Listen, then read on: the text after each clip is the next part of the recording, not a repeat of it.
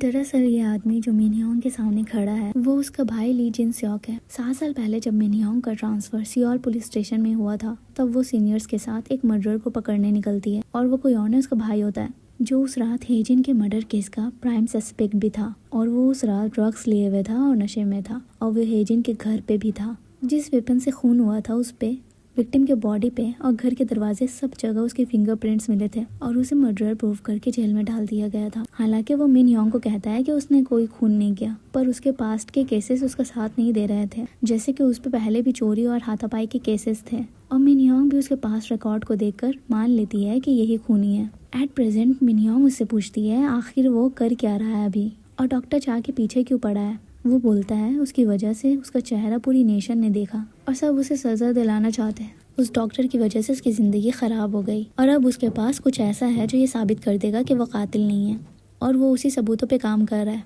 पर मिनहोंग उसको अरेस्ट करने जाती है तो दोनों में हाथापाई हो जाती है और मिनहोंग को नाइफ से हाथ पे कट आ जाता है और ली जिन स्योक वहाँ से चला जाता है। वहाँ पे डॉक्टर चा आते हैं और उससे पूछते हैं कि क्या उसने उसका चेहरा देखा और उसके हाथ पे कट देखकर उसे कंसर्न दिखाते हुए उसे ट्रीटमेंट के लिए बोलते हैं, पर वो उसे अवॉइड करने लगती है क्योंकि वो शर्मिंदा है कि उसके भाई की वजह से उसकी फियांसे मारी गई और उसकी यह हालत हो गई। वहाँ उतने में डॉक्टर की लॉयर फ्रेंड और बाद में फिर यूजिन भी आते हैं तो मिनहोंग वहाँ से चली जाती है और अपना जैकेट डॉक्टर चा से लेना भूल ही जाती है। वहाँ वो लोग बस ऐसे ही उसके साथ ड्रिंक करने के लिए आए थे और उसके हाथ में मिनहोंग का जैकेट देख वूजिन उसे टीज करने लगता है कि तुम दोनों के बीच में कुछ चल रहा है क्या। फिर वहाँ सिक्योरिटी गार्ड आता है और डॉक्टर चा से पूछता है कि वो ठीक है या नहीं और हॉस्पिटल की सीसीटीवी फुटेज दिखाता है जिसमें ली जिन स्योक कैप्चर हुआ था, पर चेहरा नहीं दिख रहा था क्योंकि वो मास्क और कैप लगा कर रखा था। ये फुटेज देखकर चा की लॉयर फ्रेंड और वूजिन दोनों को उसकी फिक्र होने लगती है। यहाँ पुलिस स्टेशन में मिनहोंग अपने भाई के डॉक्यूमेंट निकाल कर देखती है और पता चलता है कि वो जिस दिन जेल से निकला उसी रोज नाम की तेग का मर्डर हुआ। फिर वो अपने फोन के लिए पॉकेट में हाथ रखती है, फिर याद आता है फोन तो उसके जैकेट में था तो वो अपने मोबाइल पे कॉल करती है। डॉक्टर चा उसे फोन लेने के लिए उसे अपने घर बुलाते हैं। जब वो अपार्टमेंट के एलिवेटर में जाती है वहाँ एक डिलीवरी पर्सन को देखती है जो फोन पे बात कर रहा था और बात से लगा कि वो गर्म मिजाज का है। फिर वो और डिलीवरी पर्सन दोनों सेम फ्लोर पे उतरते हैं। वो फिर डॉक्टर चा के घर के डोर को नॉक करती है और वो डिलीवरी पर्सन उसी फ्लोर के किसी घर में डिलीवरी देने जाता है। डॉक्टर चा मिनहोंग से कहते हैं कि वो उसकी इंजरी को फ्री में ट्रीट करेंगे, पर बदले में उसे एक आदमी की इन्फॉर्मेशन उसे देनी होगी। उतने में पास के घर में किसी की चिल्लाने की आवाज़ आती है। वो लोग देखते हैं तो डिलीवरी पर्सन भाग रहा होता है और उस घर में मौजूद एक लड़की चीख रही होती है और एक लड़का ज़मीन पे जख्मी पड़ा होता है और आसपास कांच बिखरे होते हैं। वो बोलती है उसी डिलीवरी वाले ने ये सब किया है। मिनहोंग उस डिलीवरी वाले के पीछे भागने लगती है और उसे अरेस्ट कर लेती है। इतनी रात के वक्त हार्डली कोई हॉस्पिटल होगा जहां प्लास्टिक सर्जन फ्री होंगे, इसीलिए डॉक्टर चा उसे अपने हॉस्पिटल ले जाते हैं। पुलिस स्टेशन में वो लड़की स्टेटमेंट देती है कि वो डिलीवरी वाले को पैसे दे रही थी तो गलती से उसके हाथ से वो नीचे गिर गया था और उसी पे उसे गुस्सा आया और वो इम्पल्स होने लगा। उतने में उसे बचाने के लिए वो लड़का मिंजे आया और दोनों में हाथापाई हुई और वो डिलीवरी वाले ने उसे ऐसा धक्का दिया कि वो एक बड़े से आईने से जा टकराया और उस आईने का टुकड़ा उसके चेहरे पे जा लगा। पुलिस के पूछने पे कि मिंजे के साथ उसका क्या रिश्ता है, वो बताती है कि वो उसका दूर का कज़न है। डेटाबेस चेक करने पे पता चलता है इस तरह के वायलेंस के कई केस उस पर चल रहे हैं। मिनहोंग फिर उस डिलीवरी वाले से पूछताछ करती है। उसका कहना है कि उसके वहाँ जाने से पहले से वो जख्मी था और वहाँ चारों तरफ खून खून हो रखा था।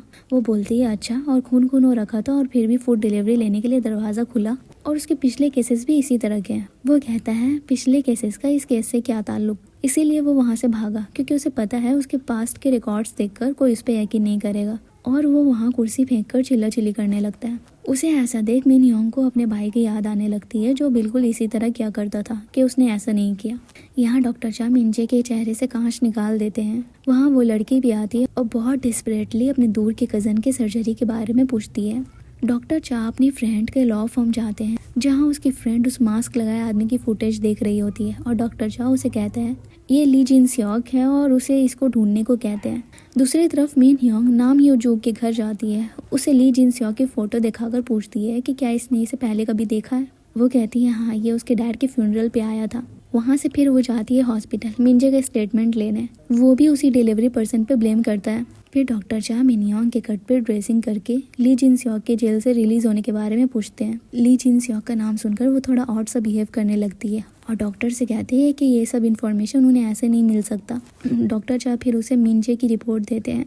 वहाँ फिर मिंजे भी आ जाता है। डॉक्टर से पूछता है उसके एयर की सर्जरी में कितना टाइम लगेगा और डॉक्टर चाओ उसे बोलते हैं कि 2-3 घंटे लगेंगे और वो उसे इंस्ट्रक्शंस दे देंगे सर्जरी से रिलेटेड, और वो वहाँ से फिर चला जाता है। डॉक्टर चाह मिनयोंग को एक कांच का टुकड़ा जो मिंजे के फेस से निकाला गया था उसे दिखाकर कहते हैं कि ये टुकड़ा बाकियों से अलग है, ये बहुत अंदर तक धंसा हुआ था, ऐसा लगता है जैसे किसी ने उसके चेहरे पे स्टैब किया था। मिनयोंग फिर क्राइम सीन पे जाती है, वहाँ पे स्लीपर्स को एविडेंस के तौर पर टेस्टिंग करने के लिए उठा लेती है और सियोगांग को कॉल करके उस लड़की और मिंजे के रिलेशनशिप के बारे में फिर से इन्वेस्टिगेट करने को बोलती है। हॉस्पिटल में मिंजे की सर्जरी होने के बाद जब वो लड़की उसे उसके बेड तक ले जा रही होती है तो दूसरे रूम वाला पेशेंट जो अपने 6 पैक की सर्जरी के लिए आया था उन दोनों को देखता है और दरवाजे पे कान लगाकर उन दोनों की बातें सुनता है। वो लड़की मिंजे से पूछती है कि आखिर डॉक्टर और डिटेक्टिव के बीच में क्या बात हुई। डॉक्टर चाओ उस पेशेंट को डोर के पास खड़ा हुए देख लेते हैं तो वो पेशेंट अपने बेड पे चला जाता है। अंदर जाकर उस लड़की को पेशेंट के बारे में जानकारी देते हैं।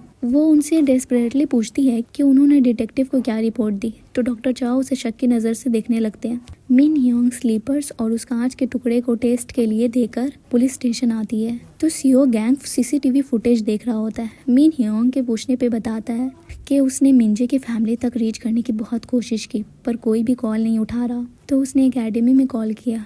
पता चला कि वो कई दिनों पहले ही सारे क्लासेस ऑनलाइन स्विच करवा लिए है। और अजीब बात यह है कि जब वो सीसी फुटेज देखता है उस अपार्टमेंट के उस फ्लोर का तो मिंजे 2 हफ्तों से घर से निकला ही नहीं। ये बात सुनकर मिनयोंग भागते हुए पुलिस स्टेशन से निकलती है और उसे कहती है कि वो फिर से मिंजे की फैमिली को कॉल लगाने की कोशिश करे। यहाँ डॉक्टर चा अपने कैबिन में आते हैं, सोचते हैं कि मिंजे उसकी कैबिन में आकर उसकी और मिनयोंग की बात उस लड़के को क्यों बताया।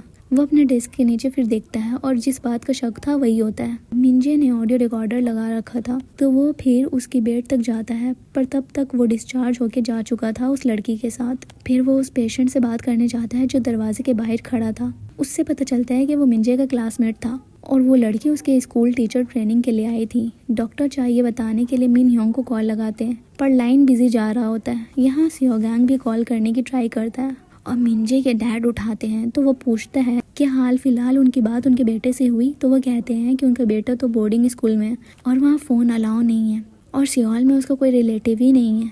वो भी मिनयोंग को ट्राई करता है पर वो कॉल नहीं उठा रही होती। वो अभी उसी अपार्टमेंट गई है और उस लड़की को फॉल्स स्टेटमेंट देने के लिए पुलिस स्टेशन चलने को कहती है। वो बोलती है कि वो मजबूर थी क्योंकि टीचर ट्रेनिंग के टाइम में मिंजे ने उसे सेक्सुअली असॉल्ट किया था और वीडियो बनाया था और उसी वीडियो से उसे ब्लैकमेल करता था। उस रात भी वो वही कर रहा था और उसी मोमेंट पे वो खुद जाकर उस आईने से टकरा गया था। वो नहीं चाहती थी कि वो वीडियो सबके सामने ऐसे बाहर आए। डॉक्टर चा जब अपने अपार्टमेंट आते हैं वहाँ मिनयोंग की कार पार्किंग लॉट में देखते हैं और याद आता है जो उस पेशेंट ने बताया था कि वो लड़की एक पावरफुल फैमिली से बिलोंग करती है और वो जो चाहती है हासिल कर लेती है ताकत के दम पर, और मिंजे अभी उसके जाल में फंसा है। और एक दफ़ा तो एक लड़की को इनके बारे में पता चल गया था और वो हमेशा इन दोनों के बारे में बोला करती थी और इस टीचर और मिंजे ने उसे छत तक लाया और उसे धक्का दे दिया और वो मर गई। यहाँ मिनयोंग उस लड़के को कहती है कि उसे पुलिस स्टेशन तो जाना ही होगा पर वो चिल्ला चिल्ली करने लगती है कि वो खुद विक्टिम है ये वो। उतने में पीछे से मिंजे मिनयोंग को सर पे किसी भारी चीज से मारता है और वो वहीं बेहोश हो जाती है। फिर वो लड़की उसे नाइफ देकर मिनयोंग को मारने को कहती है। उतने में वहाँ दरवाजे पे डॉक्टर चा आ जाते हैं और फायर एक्सटिंग्विशर से डोर की नॉब पे जोर जोर से मारने लगते हैं और वहाँ मिंजे उस टीचर की जोर जबरदस्ती करने पे मिनयोंग को मारने वाला होता है।